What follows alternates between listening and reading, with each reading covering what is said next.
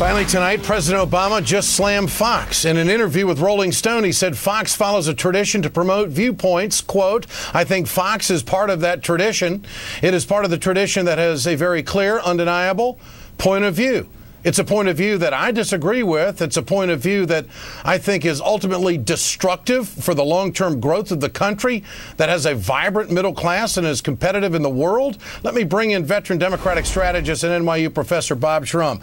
Bob, good to have you with us tonight. Glad to be here. I don't recall any president ever being so aggressive on a news organization. What about it? Oh, I think it's entirely justified, and let me put it a little less politely. Fox News ought to change its slogan to "We distort, you're deceived."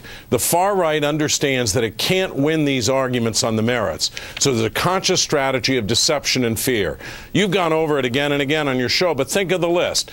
Non-existent death panels, aiding and abetting the birthers, people like Glenn Beck saying that the government is considering forced abortions as a means of population control. It corrodes our democracy.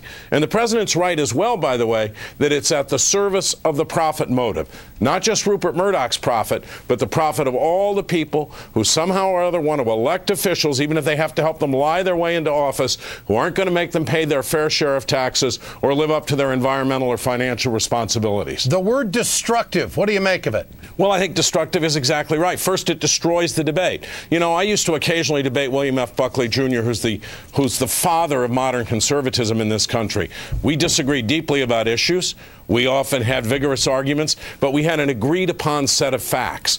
What Fox does is create an alternate universe where the debate is distorted. In fact, the debate is about non-existent things. It's about things that aren't true, and it leads people in a direction, for example, on economic policy, where they think that the solution to a massive downturn in the economy is to cut government spending. Yeah. That would take us back to the days of Herbert Hoover.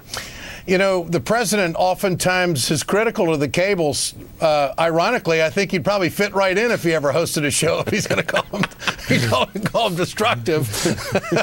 Well, Ed, you know, the truth of the matter is, I think every time he said cable, he meant Fox. Yeah, Today, he actually said Fox.